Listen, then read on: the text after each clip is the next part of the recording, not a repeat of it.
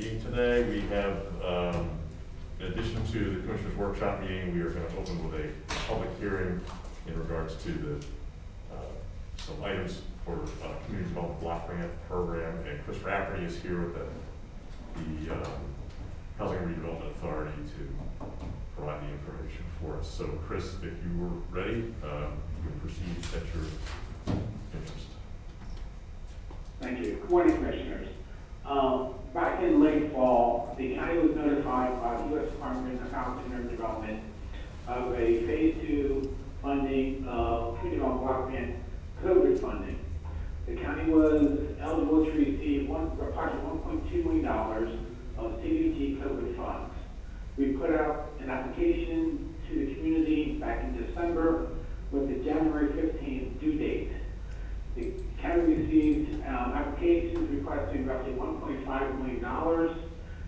We went through all the applications to make sure they were compliant with the block grant regulations and also the COVID provisions, where they had to, the project either had to prepare for, prevent, or respond to COVID.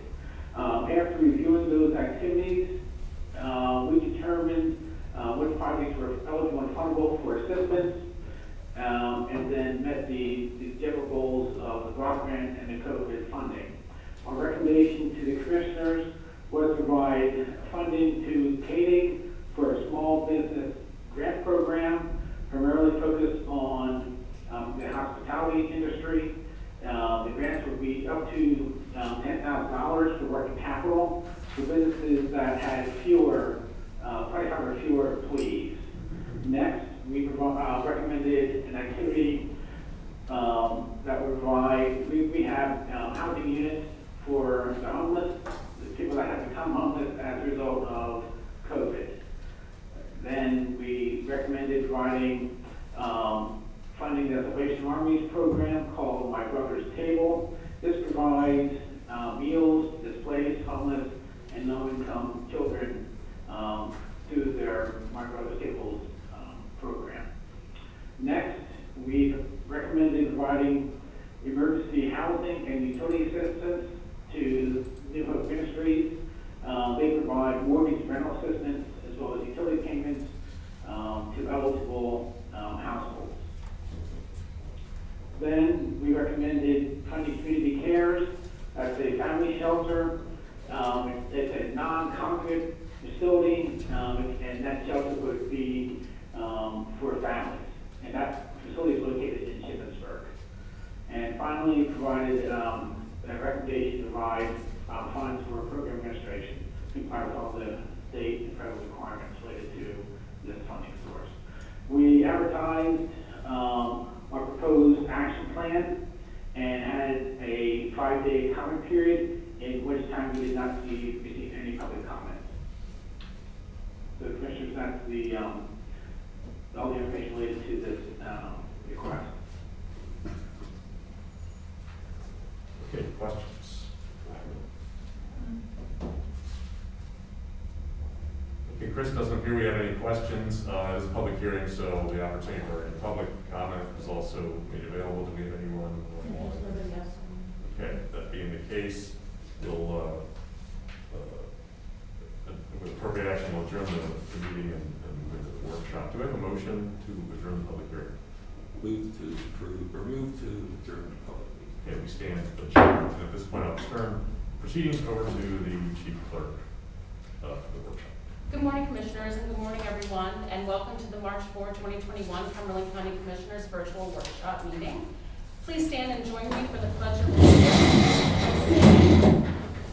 Pledge allegiance to the flag of the United States of America and to the republic for which it stands, one nation, under God, indivisible, with liberty and justice for all. I call this meeting to order at 9:05 a.m. and at this time I open up the floor to public comments. Hearing none and seeing none, we'll move on to agenda item number 3. And I'll call on Chris Rafferty, just in case he has any additional comments to share regarding the CDBG program amendment. Chris, anything?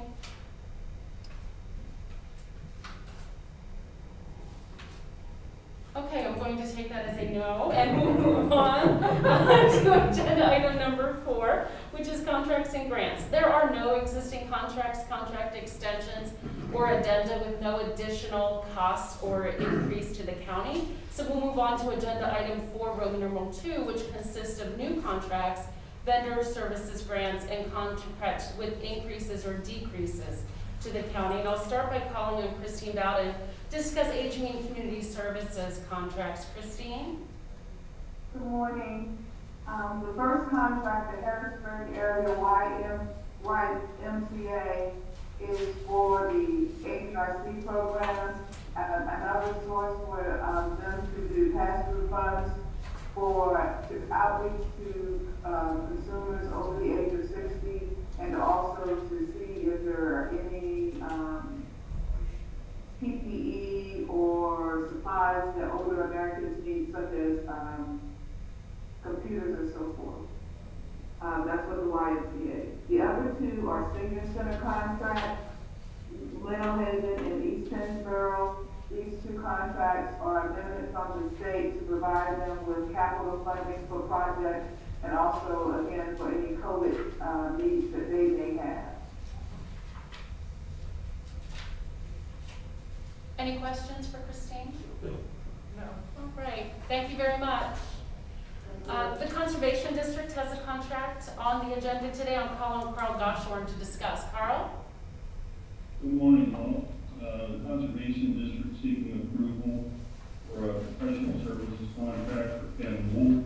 He'll provide design and construction oversight with our CEG program. As you recall, we approved Dep Grant. It's $923,000 for ag VMPs to be spent in the next 2 years. The term of the contract is through December 31st, 2022. It's for $90,000. I don't think we'll spend near that, but that's what we're given by the state. It is 100% funded by the Conservation Excellence Grant Program, and no county funding is needed. I'll entertain any questions. Any questions for Carl? Carl, you need the background of the water's moving. Yeah. That's right, it's just in frozen state right there. Keep waiting for you, sure. I have no questions. Thank you, Carl. Stay warm out there.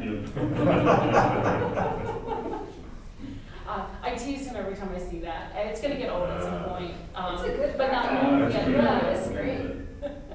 It's not old yet. That's in Newville. Yeah. Yeah. All right, so we'll move on then to the district attorney CID, and I'll call on Jonathan Mays to discuss the grant. Jonathan? Good morning. We're here to seek approval for the continuing of our insurance fraud grant. It's a 2-year grant.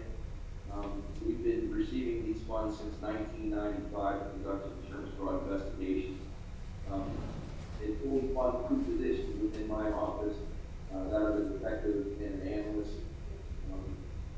So it's business as usual, no major changes in the grant as we've received in the past. And we want to answer any questions that you have. Any questions? Good. All right, thank you. Anyone have any questions? Right, next I'll call on Eric Radnovich to discuss the PCCD grant award. Eric? Good morning, Commissioners. I don't have a great background. I very well have leftover Christmas decorations. And if I can fly my way out, that's going to fly his way out to 10 ways. So what I have is you folks accepting a grant we applied for a few months ago. It's a Cumberland $147,000 no match grant for laboratory improvements. It pays for some laboratory equipment and some contractual obligations that we can that will speed up some validation on some equipment that we have in the laboratory. So it basically pays for hardware and software and some contract. Any questions for Eric? No. All right, thank you very much for the explanation. Have a good day. Thank you. All right, we'll move on then, and I'll call on Sue Carbog to discuss the agreements for early intervention. Sue? Yes, good morning. The contract that we have today is for early intervention is for Joanne Peters, who is an occupational therapist. She works for early intervention. We're increasing her contract by $6,991 due to the additional services that she is providing to the children. Any questions? Thank you, Sue. Move on then to recycling and waste, and I'll call on Justin Miller to discuss the DEP grant. Justin? Good morning, Commissioners. So this is the annual County Recycling Coordinator Reimbursement Grant. Under Section 903 of Act 1, DEP will reimburse counties 50% of the salary, benefit, and related expenses such as travel, conferences for county recycling coordinators. They have a spreadsheet. I plug all the numbers in and it calculates the value. The value I have is $44,155.67. Any questions for Justin? The grant term says 2020, is that correct? Should be 2021. No, it is always for the previous calendar year. Okay. Thank you, Justin. Thank you, Justin. Thank And you. we have Kelly Nieder here with us, so I'll call on her to discuss the Treasurer's Office contract. Kelly? Yes, thank you. Good morning. And you have a contract for Fairfield Computer Systems. This is to replace our existing dog licensing system that's been in effect for 8 years. When they designed that, they did it on a platform called Drupal, which has reached its end of life, and we cannot basically use it anymore. So we are going to switch to an off-the-shelf product rather than doing a custom design. And the company that we've selected is Fairfield Computer. They've been in business since 2002. They have 90 plus customers over 7 states and 10 counties in Pennsylvania. And I think the most telling about their service is they've never had a customer cancel. So the contract is for 2 years. It's $335 a month or $4,020 a year. The setup fee and conversion is being waived because we're doing this at a time that is convenient for them and us, quite frankly.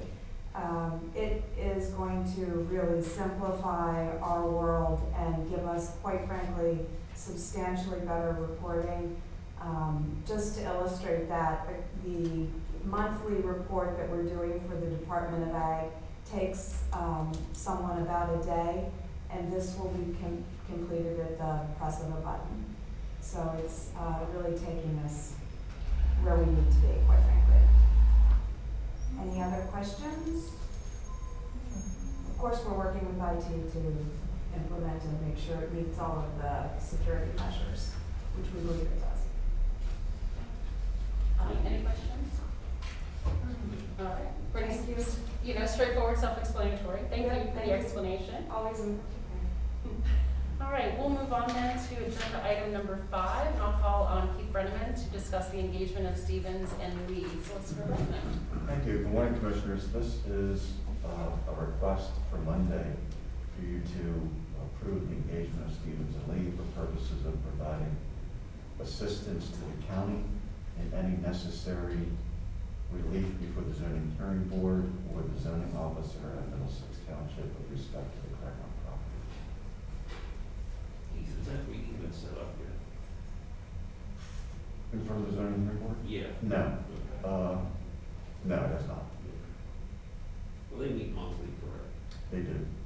Actually, they meet whenever there's an application. Yeah. Any additional questions? No. Oh, I have a question. Solicitor, what are we paying Stevens and Lee?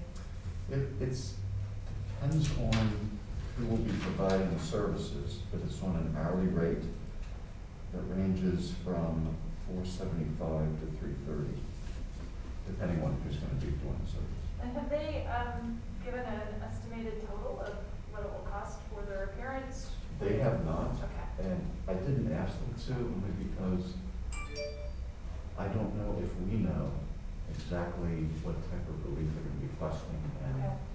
the variety of that. Okay, thank you. You're welcome. move on then, and we'll return to Justin Miller to discuss the request from Recycling and Waste for authorization to advertise for bids. Justin? Hey, Commissioners, this is related to our yard waste recycling equipment program. Due to the size and nature of the equipment, we contract for maintenance and repair service on the equipment. The current contract does include a provision to renew for an additional year or more if they want to continue the same pricing and terms. We did get an additional year out of that, so we had 2 years on the previous contract. However, they notified us they could not renew under the same pricing again. So requesting your permission to do a bid to go back out and see what's out there and secure services for working on the equipment. And based on, I don't have the number printed out, if I remember correctly, I think I'm estimating around $42,000 based on historical data for the equipment. Also, I'd like to point out, at the end of the year, we bill the municipalities that use the equipment based on the hours they put on the equipment to recover the costs of the maintenance and repair work. Any questions for Justin? Okay. Thank you, Justin. Thank you. The next agenda item is Commissioners' Liaison reports, and I'll start by calling on Commissioner Eichelberger. Okay, just brief. I'm waiting on an update from Katie on the strategic blueprint development of the work plans. They scheduled their last meeting while we were out of town on Monday, so we needed some information there. Waiting on a call back. The only other item I have is a few updates in regards to MHIDD. Nothing particularly new. They're trying to grind through the current situation as usual, and ensure that we're providing adequate services. We have a little bit of an update here that the county continues to have the providers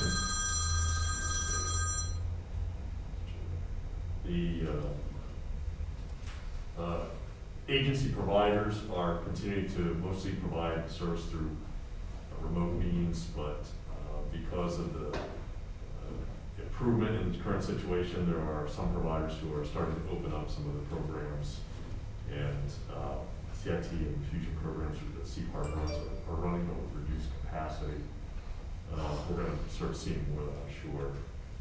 Supports coordination continues to mostly be done remotely. The homes and providers are proceeding with getting vaccinated.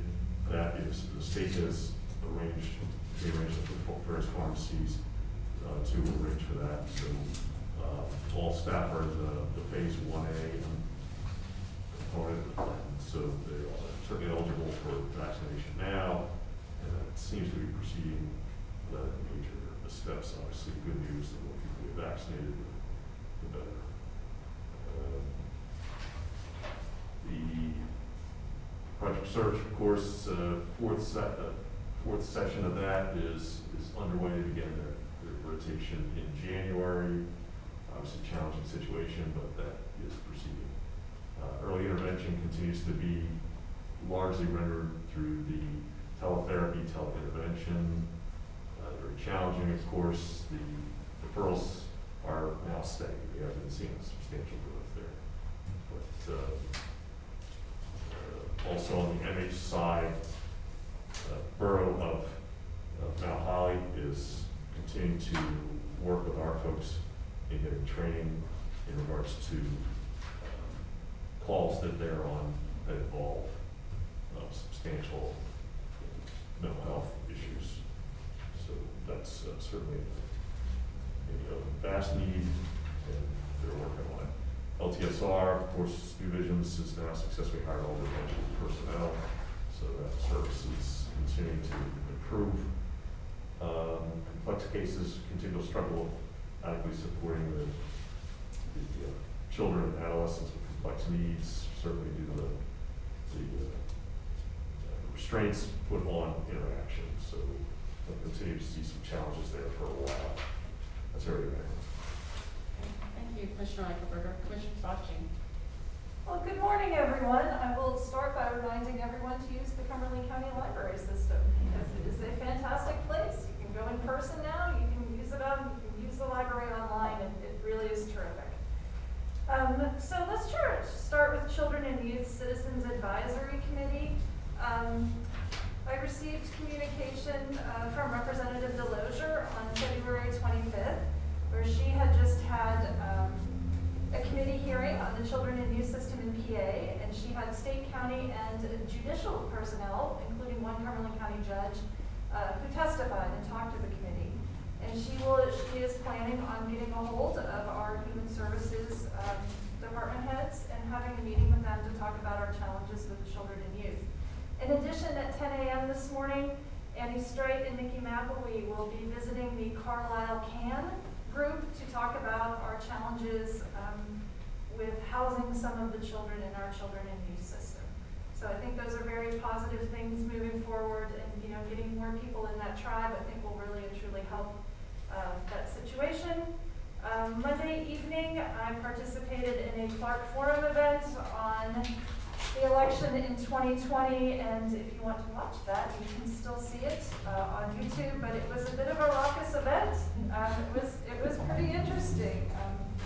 I was there was a representative from Allegheny County, and then of course an attorney who brought one of the lawsuits against the Commonwealth of Pennsylvania. So it was very interesting. I received some very nice feedback on the work that I did there.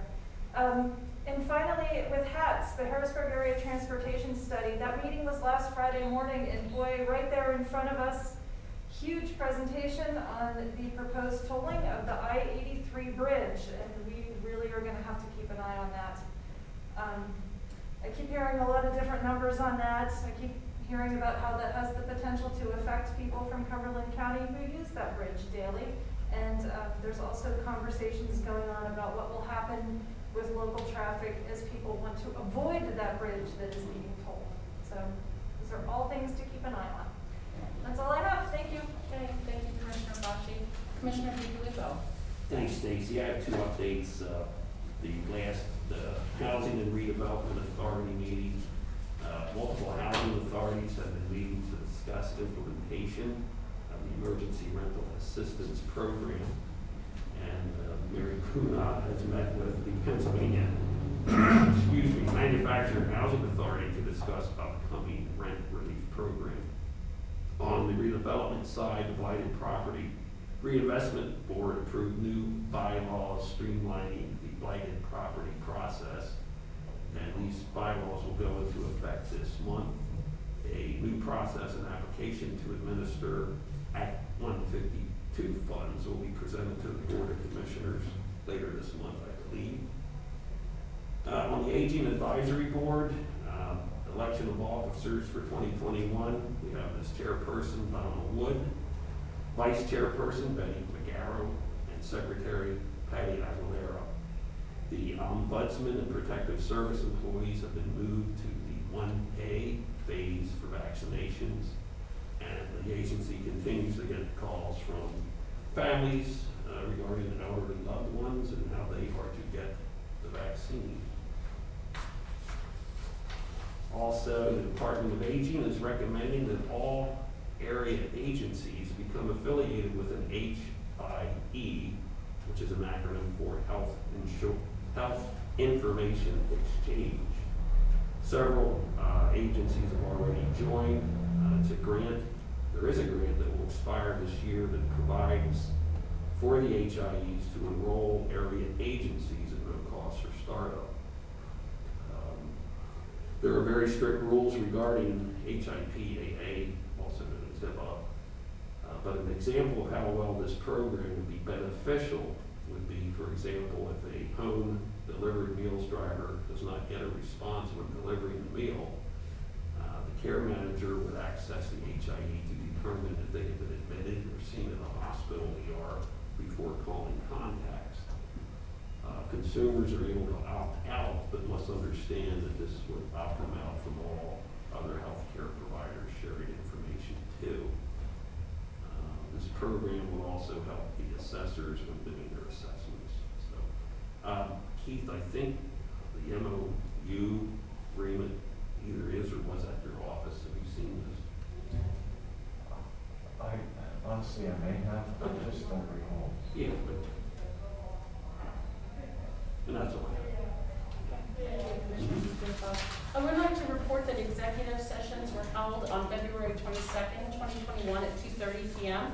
regarding potential litigation, and also on March 3rd, 2021 at 9:30 a.m. regarding personnel.